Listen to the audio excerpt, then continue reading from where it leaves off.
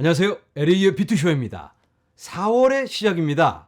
4월에는 우리들의 코인이 좀 달려줘야겠죠? 우리들의 간절한 염원에 힘입어서 코인이 좀 달려줬으면 잘 됐으면 좋겠는데 어떻게 될지 많은 도전이 우리를 기다리고 있습니다. 자, 먼저 시장의 상황 한번 살펴보도록 하겠습니다. 먼저 오늘 PCE가 발표가 되었습니다. PCE는 개인 소비 지출.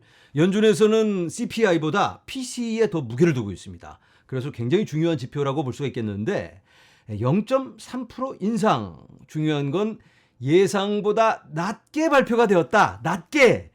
이렇다면 우리가 어느 정도 또 김칫국을 마실 수가 있을까요? 연준에서 금리 정책에 있어서 좀 인하를 한다든지 아니면 최소한 동결을 할 수 있는 명분을 줄 수 있지 않을까라는 기대, 시장이 지금 살짝 설레고 있는 그런 분위기인데 여기에 쐐기를 박을 수 있는 게 바로 CPI라고 할 수 있겠죠. CPI가 4월 12일에 발표를 합니다. 굉장히 중요하겠죠. 4월 12일에 어떻게 발표가 될 건지 예상은 6%, 지난달과 동일합니다. 자세한 내용은 CPI 발표 가까울 때 3월달 인플레이션 상황 어떻게 되는지 나중에 분석해 보도록 하겠습니다. 어쨌든 CPI 굉장히 중요하다. 자, 이제는 조금은 우리가 찜찜해질 수 있는 그런 소식들을 몇 가지 전할 텐데요. 미국 정부는 실크로드에 연결된 4만 1,000개의 비트코인을 판매할 계획입니다. 미국 정부가 비트코인 홀더라고 말씀을 드렸죠. 그런데 4만 1,000개를 판매할 계획이다. 3월 14일 정부는 3월 30일에 제출된 법원 문서에 따르면 9,861개의 비트코인을 215밀리언 달러에 판매했습니다. 와, 그러니까 2억 달러 정도 어치를 팔아버렸다. 미국이 매도를 쳐버렸다. 그런데 그게 다가 아니고 4만 1,000개 비트코인을 추가로 매도할 계획이라니까 이거 좀 또 움츠려들 수밖에는 없는 그러한 느낌이 듭니다. 그런데 4만 1,000개가 그렇게 많은 수량은 아닙니다.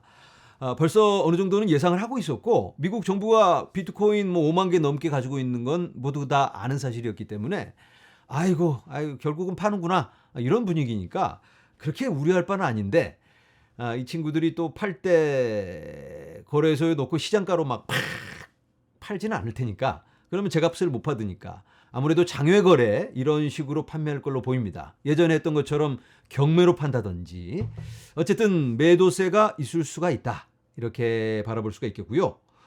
그런데 더 찜찜한 소식. 엘리자베스 워렌 미국의 상원 의원이죠. 엘리자베스 워렌이 엔타이 크립토 아미, 엔타이 크립토라면 반암호화폐 군대를 일으킨다.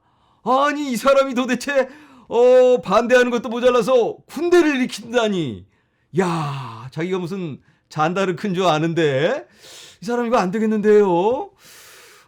딴지를 걸어도 유분수지. 이거 무슨 암호화폐 반대하는 군대를 일으켜서 우리를 공격하겠다. 이러한 의미인데 아니 왜 이 사람이 도대체 이런 무슨 사명감을 갖고 이런 일을 벌일까요? 어떤 아젠다가 있는 게 아닐까? 이 사람이 굉장히 야심을 갖고 있는 사람입니다. 미국에는 암호화폐에 부정적인 견해를 갖고 있는 사람들이 많은데 특히나 금권 세력들은 자기네 밥그릇을 뺏으려고 하는 이 코인들이 아주 밉습니다. 나는 코인이 싫어요. 이런 걸 외치고 있는 금권 세력들, 정치인들, 금융 세력들에게 가서 조아리면서 지원을 받겠다. 예뻐함을 받겠다. 꼭두각시가 되겠다. 이런 야심을 갖고 있다라고 보여지는데요. 이제는 대놓고 엔타이 크립토 아미 이걸 일으킨다는 엘리자베스 워렌. 이 사람이 다음 대선에 출마할 걸로 예상이 됩니다. 그러면 안 되겠죠. 어떻게 해서든지 이 사람 저지해야 됩니다. 이럴 때일수록 우리 암호화폐 업계에서 똘똘 뭉쳐서 이런 걸 지원하는 정치인들은 그냥 싹 다 이름을 적어서 절대 뽑아주지 말든지 아니면 어떻게 연대해서 할 수 있는 모든 걸 해야만 할 것 같습니다. 팀 드레이퍼 말이 또 생각이 나는데요. 공격이 끊이질 않고 있습니다. 지금은 공격과 모략, 그래 놓고 뒤로는 또 작업을 치고 있는 이런 세력들, 우리가 이런 데 넘어가면 안 되겠습니다. 자, 그런데 이런 크립토 아미, 엔타이 크립토 아미에 동조하는 또 하나의 인물이 있는데 바로 엘리자베스 워렌과 입을 쪽쪽 맞추고 있는 게리 겐슬러. 이게 바로 2021년입니다. 2021년 청문회 때 이 엘리자베스 워렌이 게리 겐슬러한테 편지를 보냈죠. 이번 청문회에서 내가 이런 질문을 하려고 하는데 괜찮겠어요? 하고 이틀 전에 이 대본을 보내서 서로 조율을 한 다음에 오케이를 받고 그 다음에 청문회에서 그대로 읽어 내려갔습니다. 그게 까발려졌습니다. 부패한 세력의 대명사라고 볼 수 있는 게리 겐슬러. 이 나쁜 그런데 이 친구가 의회에 가서 암호화폐를 추적하기 위해 24억 달러를 내놔라. 돈이 더 필요하다. 우리가 인원들도 충당해서 이놈의 못된 암호화폐들 다 쓸어버리겠다라는 주장을 펼치고 있습니다. 이거 정말 연대해서 조직적으로 움직이고 있는 세력들이라고 볼 수가 있겠는데요. 이런 걸 보면 또 우리가 위축될 수가 있겠죠. 게리 겐슬러, 누가 제자리를 찾아줄 것인가? 여기에 대해서 지난번에 한번 소개해드린 패트릭 맥헨리가 이 게리 겐슬러를 잡아다가 4월 18일에 추궁을 하겠다라고 했는데 어떻게 될지 오늘은 톰 에머 의원이 영상으로 인터뷰에서 이 게리 겐슬러가 자기 일은 안 하고 엉뚱한 소리 하고 있다. 작년에 그 많은 회사들 자빠질 때 FTX 사태 때 도대체 뭘 하고 있었는지, 샘 뱅크맨 프리드와는 어떤 관계에 있는지, 그리고 지금 또 뭘 하려고 이렇게 돈을 달라고 하는 건지 제대로 까발려 보겠다. 가만두지 않을 것처럼 얘기를 하고 있는데요. 기대가 됩니다. 참고로 톰 에머 의원은 암호화폐 규제 법안을 내놓은 상태입니다. 건강한 방향으로 우리가 규제를 해야 된다. 우리가 이 엄청난 규모의 산업을, 미래 혁신을 막아서는 안 된다라는 주장을 펼치고 있는 사람입니다. 자, 이제는 카다노 소식을 전합니다. 카다노 사용자는 곧 에이다에서 이더리움 앱에 액세스를 할 수가 있습니다. 뭐 좋은 얘기 같은데 이게 도대체 무슨 말일까요? 이더리움에 여러 가지 덱이 많이 있습니다. 그런데 에이다를 가지고 거기서 사용할 수가 없습니다. 이더리움으로 바꿔서 이더리움 생태계에 들어가서 스마트 컨트랙도 만들고 사용을 해야 되는데 이제는 이 EVM이라는 게 있습니다. 이더리움 버추얼 머신, 가상 머신. 이걸 카다노 생태계 안에서 만들어서 이더리움과 똑같은 겁니다, 이게. 그래서 에이다랑 바로 연결을 해서 사용할 수 있게 하는 겁니다, 이 안에서. 그러니까 이더리움 기계가 카다노 안에 들어있다, 가상 머신으로. 그래서 이더리움 안에서 사용되고 있는 그 많은 덱들을 바로 연결해서 사용할 수가 있다. 이거 굉장히 좋은 그런 느낌이 들죠. 확장성을 늘려주는 그런 모습이라고 볼 수가 있겠습니다. 이걸 해주는 게 바로 밀코메다. 밀코메다는 카다노의 EVM 레이어입니다. 이걸 전문으로 하는 레이어다. 밀코메다는 모든 카다노 사용자가 모든 카다노 지갑에서 직접 EVM 계약을 사용할 수 있는 기능을 시작합니다. 새로운 기능을 통해 이더리움 응용 프로그램 개발자는 새로운 툴킷을 설치하거나 새로운 툴킷을 배울 필요 없이 이더리움을 코딩하는 데 사용되는 컴퓨터 언어인 솔리디티를 사용하여 카다노의 네트워크를 구축할 수 있습니다. 이더리움 개발자가 가장 많습니다, 세상에. 그런데 그 많은 개발자가 카다노에 와서 뭔가 작업을 하려면 새로 다 배워야 돼요. 그런데 이제는 EVM이 있기 때문에 예전에 쓰던 거 그대로 가져와서 똑같이 작업을 하고 예전에 만들어 놓은 거 그냥 집어넣어서 사용할 수가 있습니다. 같은 언어로 사용할 수가 있다. 아직까지는 카다노가 자체 개발에만 신경 쓰는 모습을 보여줬는데 이렇게 연대하면서 호환성을 늘려가는 모습, 굉장히 발전적인 모습이라고 볼 수 있겠고요. 시장에서 기대하는 그런 모습이 아닌가. 앞으로는 또 멀티체인의 시대죠. 그래서 앞으로는 다른 체인과 연대하고 호환되는 그러한 기능을 갖는 게 아주 중요하다라고 볼 수가 있겠습니다. 자, 카다노 지금의 이 발전적인 모습 쭉 보여주면서 지금 개발하고 있는 확장성을 늘려주는 그런 히드라 같은 그런 프로젝트들을 빨리 완성하고 거버넌스의 완성, 이런 것들이 실현된다면 긍정적인 모습으로 투자자들께 보답을 할 수 있지 않을까, 이런 기대를 해봅니다. 자, 이제는 AI 얘기를 좀 해보도록 하겠습니다. 요즘 AI에 관심이 너무나 뜨겁죠. AI를 모르고서는 대화가 안 됩니다. 여러분들도 어디 가서 아는 소리 하시려면 AI를 좀 알아야 됩니다. 자, AI가 도대체 우리 코인과는 어떤 관계가 있을까? 제가 작년에 시리즈로 내보내드렸죠. AI 굉장히 중요합니다. 4차 산업의 중심에 있는데 블록체인과도 굉장히 밀접한 관계가 있습니다. 자, 이런 기사가 나왔는데요. 암호화 산업이 인공지능을 사용하는 방법은 다음과 같습니다. 인공지능의 상승은 초기 단계지만 수많은 프로젝트를 통해 암호화폐에서 사용 사례를 발견했습니다. 아직은 초기 단계이지만 어떻게 실제 생활에서 쓰여질 수 있을까? 이러한 실예를 여러 가지 짚어보고 있는데요.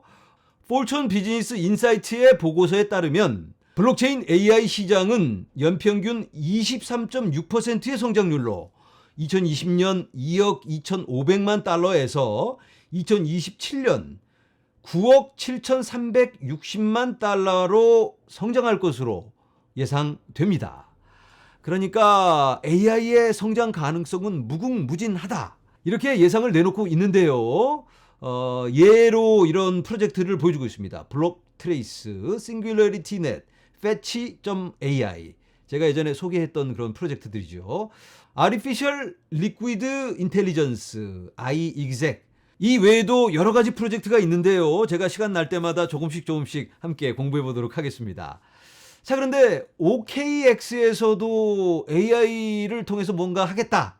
AI Integration to Monitor Market Volatility, 변동성, 시장의 변동성을 모니터하는 그런 기능을 추가한다. AI에 A만 갖다 붙여도 지금은 뭔가 대단한 것처럼 들립니다.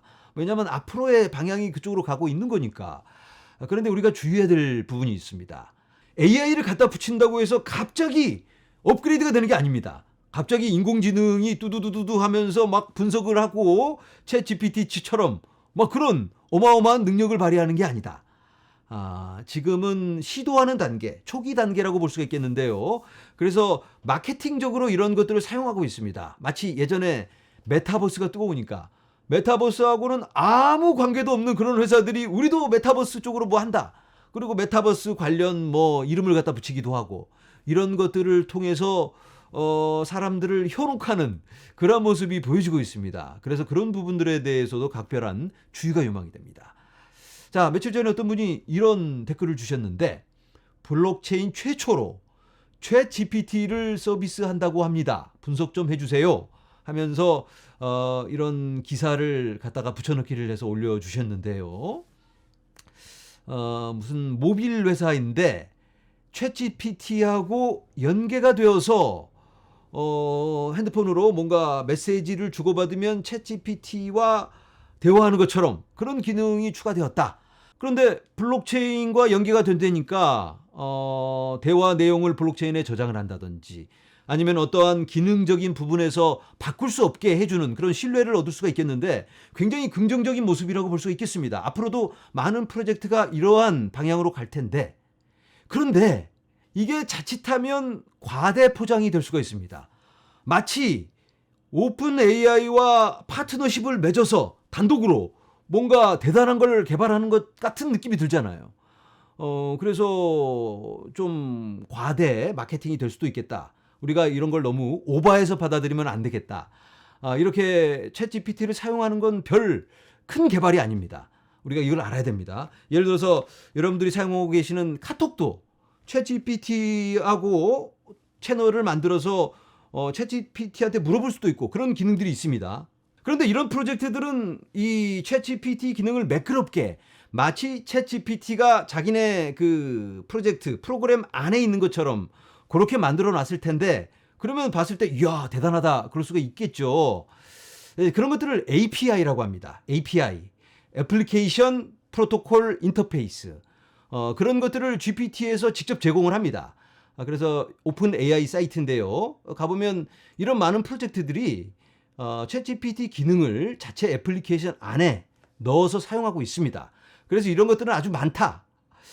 쉽게 얘기하면 이게 예를 들어서 챗 GPT라고 하겠습니다. 여러분들이 만약에 저한테 질문을 하시면 제가 듣고 챗 GPT한테 가서 물어보는 겁니다. 야, 이게 뭐냐? 물어보면 이 친구가 저한테 답을 해주면 제가 그 답을 가지고 가서 여러분 답이 이겁니다. 라고 말을 해주는 거예요. 그러면 여러분들이 저를 보고 와 B2C와 척척박사네 그러겠죠.